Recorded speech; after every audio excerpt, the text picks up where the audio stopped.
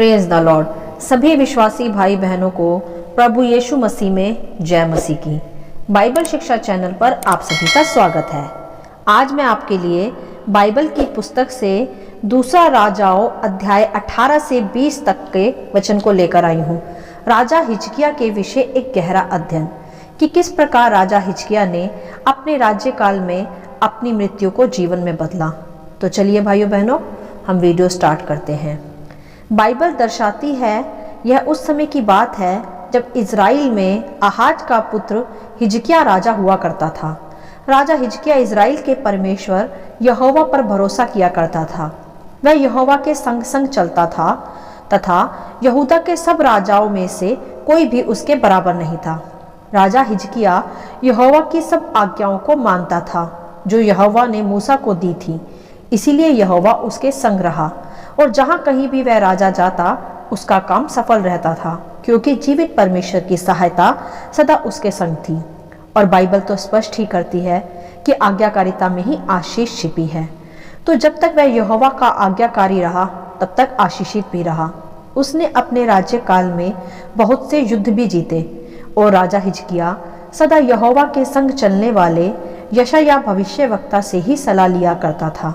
यहाँ ध्यान देने व सीखने वाली बात यह है मेरे प्रियो कि हमें भी सदा परमेश्वर के साथ सच्चे मन से चलने वाले लोगों की ही सलाह लेनी चाहिए, अविश्वासियों की नहीं। चाहे फिर हम किसी भी पदवी या पोस्ट पर क्यों ना हो, सलाह सदा उसी से लें जो सच्चे परमेश्वर के साथ चलते हों। जैसे राजा हिजकिय्याह भी यशायाह से ही सलाह लिया करता था। तब उस राज्य काल में राजा हिजकिय्याह से कुछ गलतियां भी हुई होंगी, जिसका वर्णन आप पिछले अध्यायों में पढ़ सकते हैं, परंतु यहाँ हम उसकी वफादारी और उसकी प्रार्थना के विषय सीखेंगे। तब कुछ दिनों के पश्चात राजा हिजकिय्याह ऐसा रोगी हुआ जैसे कि वह मरने पर था। राजा हिजकिय्याह के शरीर में कुछ फोड़े हो गए थे, वो बहुत ही पीड़ा में था। तब वहाँ राजा हिजकिय्याह के पास यशायाह भविष्यवक्ता यहोवा का संदेश लेकर पहुँचे, क्योंकि भाइयों बहनों, यहोवा परमेश्वर अपने भविष्यवक्ताओं के द्वारा ही पहले बात किया करते थे और यशायाह परमेश्वर का भविष्यवक्ता ही था। और वह राजा हिजकिय्याह को परमेश्वर का हर संदेश भी दिया करता था राज्यकाल के विषय। तब वहाँ भी यशायाह उस घड़ी राजा हिजकिय्याह के पास आए और उससे कहा कि यहोवा यूँ कहता है कि तुझे अपने घराने के विषय जो आज्ञा देनी है वह दे दे, क्योंकि अब तू नहीं बचेगा, तू मर जाएगा। यह संदेश यशायाह ने राजा हिजकिय्याह को दिया कि वह मरने वाला है, तो वह अपने घराने को अपने राजपाट के विषय जो समझाना चाहता है वह अभी समझा ले।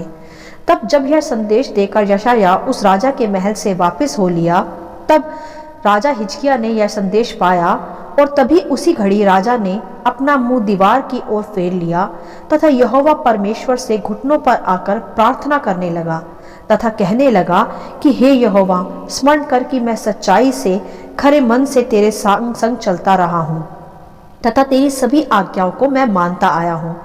तथा यह कहते हुए राजा हिजकिय्याह फूट फूट कर रोने लगा और अपने द्वारा किए सभी जाने अनजाने के गुनाहों की भी वह क्षमा मांगने लगा तथा पश्चाताप की प्रार्थना रो रो कर करने लगा। और वह यहोवा परमेश्वर को अपनी प्रार्थना द्वारा स्मरण कराने लगा कि वह कैसे खराई से भी चलता रहा। इस प्रकार घुटनों पर आकर उसने परमेश्वर से रो रो कर उसकी दुहाई देकर मन फिराव की, पश्चाताप की प्रार्थना की तथा अपनी आज्ञा पालन के विषय भी यहोवा को स्मरण करा के उसकी दुहाई देने लगा। तब ऐसा हुआ कि यशायाह महल के आंगन के बीच तक ही जा पाया था कि यहोवा का यह वचन यशायाह तक पहुंचा कि लौट कर वापिस जा और मेरी प्रजा के प्रधान हिजकिय्याह को कह दे कि तेरे मूल पुरुष दाऊद का परमेश्वर यहोवा यूँ कहता है कि मैंने तेरी प्रार्थना सुन ली और तेरे आंसू देखे हैं। देख, मैं तुझे चंगा करता हूँ और तेरी आयु 15 वर्ष और बढ़ा दूंगा। तू परसों यहोवा के भवन में जा सकेगा और मैं अश्शूर के राजा के हाथ से तुझे और इस नगर को बचाऊंगा और मैं अपने निमित्त और अपने दास दाऊद के निमित्त इस नगर की सदा रक्षा करूंगा। तब यह सब कहकर यशायाह ने राजा से आकर कहा कि अंजीर की एक टिकिया लो। तब उन्होंने उसे लेकर फोड़ों पर बांधा। तब राजा हिजकिय्याह अपने रोग से पूरी तरह चंगा हो गया तथा उसकी आयु भी परमेश्वर ने 15 वर्ष और बढ़ा दी। हालेलुया! कैसा अद्भुत हुआ यहाँ पहले वह अपने रोग के कारण मृत्यु की शैया पर पड़ा था और यहोवा परमेश्वर के भवन तक भी नहीं जा पा रहा था, परंतु उसकी प्रार्थना से, उसकी दुहाइयों से परमेश्वर ने उसकी ओर दया की दृष्टि की तथा फिर उसकी संगति वापस परमेश्वर से बन गई तथा उसका रोग भी गया और उसकी आयु भी बढ़ी, क्योंकि उसकी प्रार्थना में सच्चाई थी, मन फिराव था, पश्चाताप था तथा परमेश्वर के प्रति आज्ञाकारिता भी थी, जिससे परमेश्वर मजबूर हो गया उसकी प्रार्थना को सुनने के लिए तथा उसे दीर्घ आयु का आशीष देने के लिए। तो यहाँ हम सीखेंगे कि किस प्रकार हमें भी प्रार्थना करनी चाहिए परमेश्वर से। मेरे प्रियो, हमें सर्वप्रथम अपने घुटनों पर आकर प्रार्थना करनी चाहिए, खुद को शून्य करके, तथा हमें परमेश्वर के सामने अपने हृदय को खोल कर रखना चाहिए। चाहे जैसी भी हमारी परिस्थितियां हो, जैसा भी हमारे मन का भाव हो, हमें सदा परमेश्वर से अपने सभी गुनाहों की क्षमा मांगनी चाहिए। परमेश्वर दयालु है, वह हमारे अपराध सदा स्मरण नहीं रखता, वह हमारे अपराधों को हमसे क्षमा मांगने पर हमसे दूर कर देता है, जैसे राजा हिजकिय्याह के साथ भी किया परमेश्वर ने। और दूसरी बात यह है कि हमें सदा परमेश्वर की आज्ञाओं में चलना चाहिए, उसका आदर करना चाहिए, तभी तो हम प्रार्थना में परमेश्वर को स्मरण करा पाएंगे कि हम भी उसकी आज्ञाकारिता में चलते हैं, खराई से तथा सच्चाई से। और जो परमेश्वर का वफादार है, उसकी आज्ञाओं में सदा चलता है, परमेश्वर उसे अवश्य संकटों से, पीड़ाओं से, यहाँ तक कि मृत्यु से भी बचाता है, जैसे यहोवा ने राजा हिजकिय्याह की दुहाई को सुनकर उसे बचाया भी।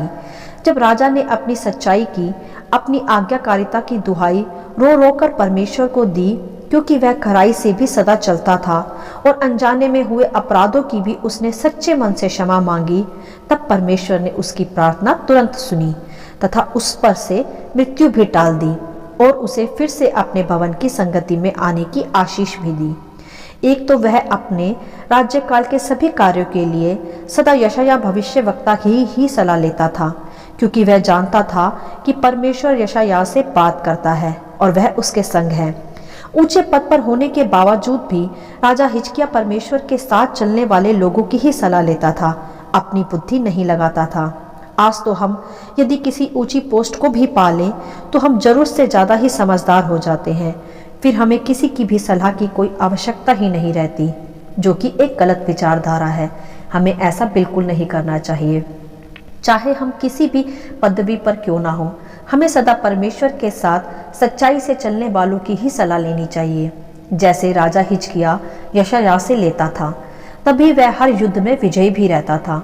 यहाँ राजा हिजकिय्याह के विषय जो हम सीखते हैं, वह महत्वपूर्ण बातें यह हैं कि वह यहोवा का सदा वफादार था, सदा हर बात में परमेश्वर की ही सलाह लिया करता था और परमेश्वर के सामने अपने हृदय की हर बात को खुलकर कहता था, तथा सबसे महत्वपूर्ण, वह अपनी सभी जाने अनजाने की किए अपराधों की सदा परमेश्वर से क्षमा मांगता था और उसकी प्रार्थना परमेश्वर की दया को फिर पा लेती थी।